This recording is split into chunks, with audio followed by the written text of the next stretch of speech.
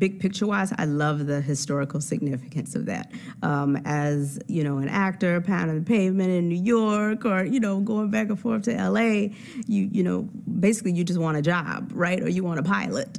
So, or, let it go a season or two.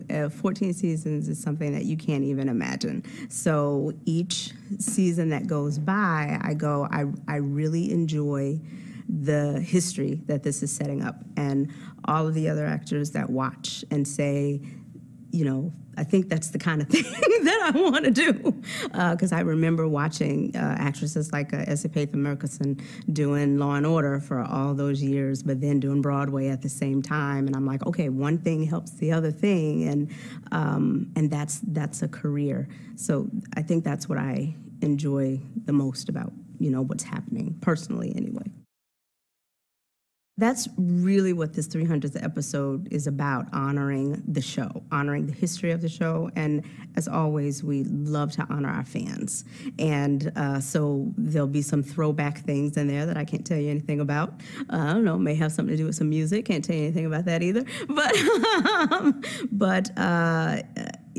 It's we historically have always carried the past with us, season after season. We don't ever close the door on whatever has happened before. We appreciate everything that came before is what got us to where we are today, and it's the same thing that our characters are experiencing. The thing that I get the biggest kick out of about having this resurgence in a way of the show, we've always kind of ridden waves. We rode the DVD wave, and then the DVR wave, and then the cable wave, and so now we're into the social media wave.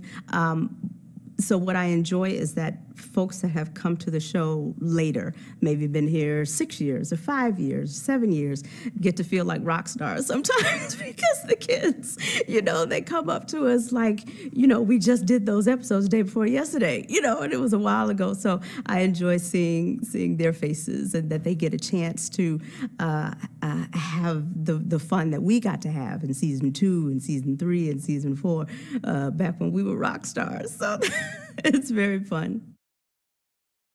Grey's Anatomy has given me personally the opportunity to have a door opened into directing for series television. I never thought that was possible of me, never even imagined it, maybe for theater, but not for television. And now I'm 17 episodes in now of having directed for Grey's, and I was given the opportunity to direct an episode about cyclic vomiting syndrome, which is something that my oldest daughter suffers from, and we were able to cater an episode to putting that word, putting that name out into the world so that people could hear it and people could say, oh my goodness, that's me. And still today, we get either calls or emails, or somebody somewhere has rediscovered the episode and said, that's what's going on with my kids. So I really appreciate that.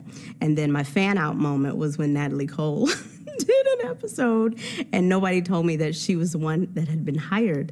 And I was brought into the hair and makeup trailer because I was just a huge Natalie Cole fan. And I walk in, and she's sitting there in the hair chair, and I just started crying. I had no English language whatsoever.